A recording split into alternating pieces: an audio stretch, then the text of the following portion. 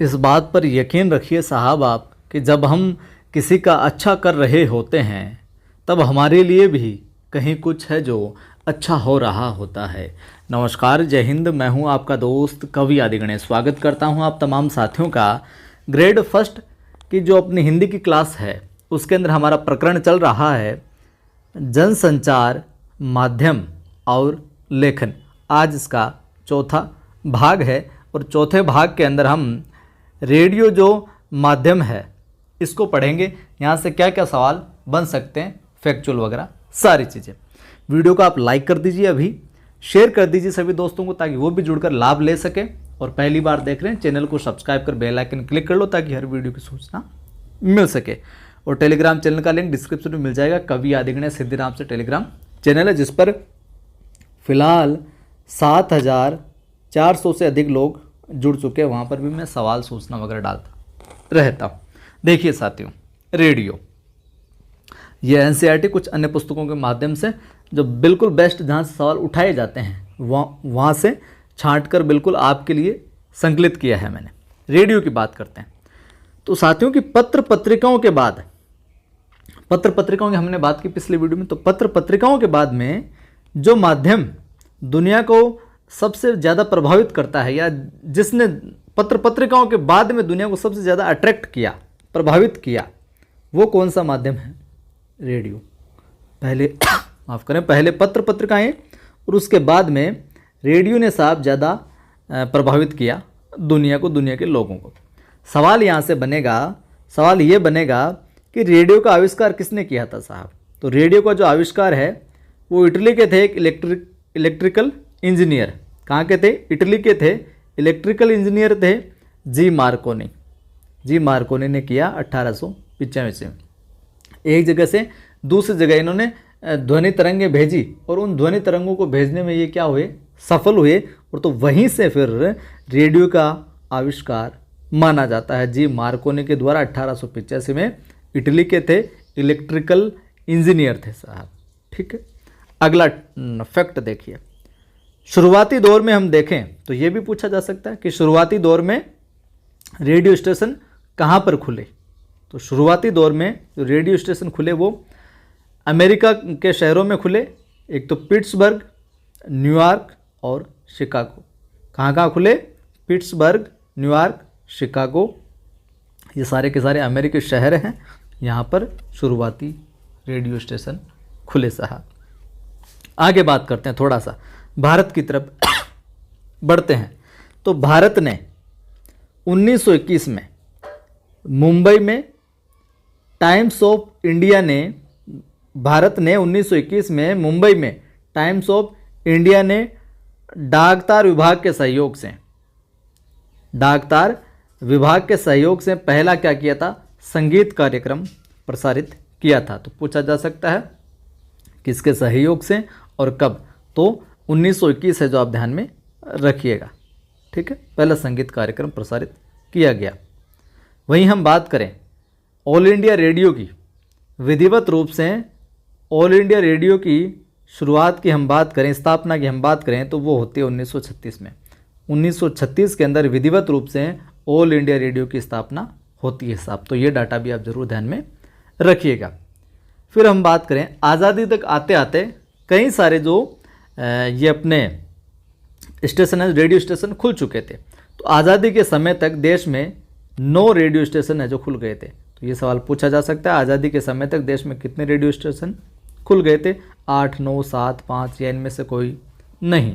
तो वहाँ पर ध्यान में रखिएगा 9 रेडियो स्टेशन खुल गए थे, जिनमें पहला लखनऊ हो जाएगा अपने, दूसरा दिल्ली, बम्बई जो मुंबई, कलकत्ता उसमें कोलकाता, मद्रास, चेन्नई, तिरुचिरापल्ली, ढाका, लाहौर और पेशावर। ये 9 है जो लखनऊ, दिल्ली, बम्बई, कलकत्ता, मद्रास, तिरुचिरापल्ली, ढाका, लाहौर और पेशावर, ये 9 रेडियो स्टेशन खुल गए थे साहब।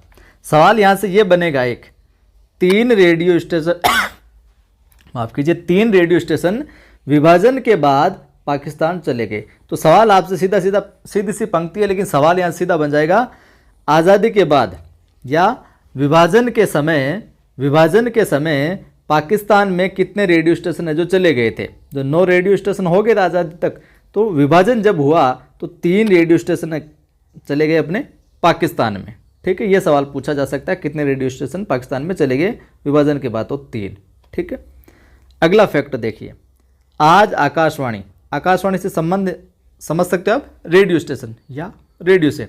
तो आज रेडियो या फिर जो आकाशवाणी है उसकी हम बात करें तो देश की 24 भाषाओं और 146 बोलियों में कार्यक्रम है जो प्रस्तुत करती है, यानी कि प्रसारित करती है। 24 तो भाषाओं में, लैंग्वेज में, और 146 बोलियों में। ठीक है, और वहीं प्रतिशत आपको पूछ ले तो देश की जो 96% आबादी जो है, 96% आबादी तक है जो ये अपना रेडियो स्टेशन सिस्टम या फिर आकाशवाणी की है जो पहुँच है, या यूँ कहें 96% लोगों तक आकाशवाणी की सीधे सीधे पहुँच है, वो अवगत है आकाशवाणी या रेडियो क्या चीज़ है। और पहले गाँव के अंदर मनोरंजन का साधन यही था, आकाशवाणी टीवी वगैरह तो आए नहीं थे, तो रेडियो पर समाचार वगैरह और कोई एंटरटेन के गाने वगैरह और कोई नाटक वगैरह प्रस्तुतिकरण उनका ध्वनि रूप में सुना जाता था। और रेडियो एक क्या है, ध्वनि माध्यम है। ये भी पूछा जा सकता है किस प्रकार का माध्यम है, ध्वनि माध्यम है साहब। ठीक, अगला आपसे फैक्ट पूछा जा सकता है कि एफएम का पूरा नाम ये पूछा जा सकता है एक तो क्या हो जाएगा, फ्रीक्वेंसी मॉड्यूलेशन। एफएम का पूरा नाम फ्रीक्वेंसी मॉड्यूलेशन। और पूछ लिया जाए आपसे दूसरा सवाल इसी से कि एफएम की या फिर फ्रीक्वेंसी मॉड्यूलेशन की शुरुआत कब हुई, तो 1993 में एफएम या फिर फ्रीक्वेंसी मॉड्यूलेशन की शुरुआत होती है साहब। कब, 1993। फिर क्या है, फिर दौर बदलता है, थोड़ा सा दौर बदलते क्या होता है, 1997 में जो आकाशवाणी है या फिर रेडियो है, आकाशवाणी और दूरदर्शन का जो केंद्र सरकार का सीधा जो नियंत्रण था, केंद्र सरकार के अंडर में आती थी ये आकाशवाणी और दूरदर्शन, इनका केंद्र सरकार का जो सीधा नियंत्रण था उससे इनको निकाला और प्रसार भारती नाम की एक स्वायत्त शासी निकाय को है जो सौंप दिया गया। तो 1997 में कब सौंपा, ये पूछ लिया जाए, आकाशवाणी और दूरदर्शन का जो केंद्र सरकार के अधीन थी, सीधा नियंत्रण था, उसको कब है जो, कब या किसको सौंपा गया, तो प्रसार भारती नाम की एक स्वायत्त शासी संस्था थी, निकाय थी, इसको सौंप दिया गया। कब, 1997 में। कब, 1997 में। और ये सब हुआ क्या, ये उच्चतम न्यायालय का एक फैसला आया। कोर्ट कहता है कि जो ध्वनि तरंगे हैं इन पर किसी का एकाधिकार नहीं होना चाहिए, और सरकारी तंत्र के हाथों में रहते हुए इसमें थोड़ी जड़ता सी आ गई, कुछ नवीनीकरण हमें देखने को नहीं मिला, कुछ नयापन देखने को नहीं मिल रहा है। तो 1995 में उच्चतम न्यायालय का जो फैसला आता है, उसके बाद में 1997 में 1997 में आकाशवाणी और दूरदर्शन को अपने प्रसार भारती नाम के स्वायत्त शासित निकाय को जो सौंप दिया गया। ठीक है, और फैसले में क्या कहते हैं, यह सवाल भी आपसे पूछा जा सकता है कि 1995 में उच्चतम न्यायालय जो आकाशवाणी और दूरदर्शन के संदर्भ में फैसला सुना था उसमें क्या कहा गया, तो ये कहा गया कि ध्वनि तरंगों पर किसी का एकाधिकार नहीं हो सकता और इसे मुक्त किया जाना चाहिए। ये फैसला था उच्चतम न्यायालय का कि ध्वनि तरंगों पर किसी का एकाधिकार नहीं हो सकता और इसे क्या किया जाना चाहिए, मुक्त किया जाना चाहिए, आज़ाद किया जाना चाहिए। ठीक है, अगला और महत्वपूर्ण, एनसीईआरटी के अंदर ये चीज़ें सारी आपको मिल जाएगी, लेकिन व्यवस्थित नहीं मिलेगी, आपको पैराग्राफ के रूप में मिलेगी। यहाँ पर फैक्ट टू फैक्ट मैं आपको बता रहा हूँ। एक पंक्ति आती है और यहाँ से ये सवाल पूछा जा सकता है, बहुत अच्छा सवाल बन सकता है जनसंचार माध्यम और लेखन वाले बिंदु से। क्या, कि रेडियो एक ध्वनि माध्यम है। ठीक है, ऊपर मैंने बता दिया। इसकी जो तात्कालिकता, तुरंत पहुँचने वाली जो विशेषता, तात्कालिकता, घनिष्ठता और प्रभाव के कारण गांधी जी ने भी कहा था क्या, कि रेडियो को एक अद्भुत शक्ति कहा। तो गांधी जी ने रेडियो के विषय में क्या कहा, यह भी पूछा जा सकता है, या फिर रेडियो एक अद्भुत शक्ति है।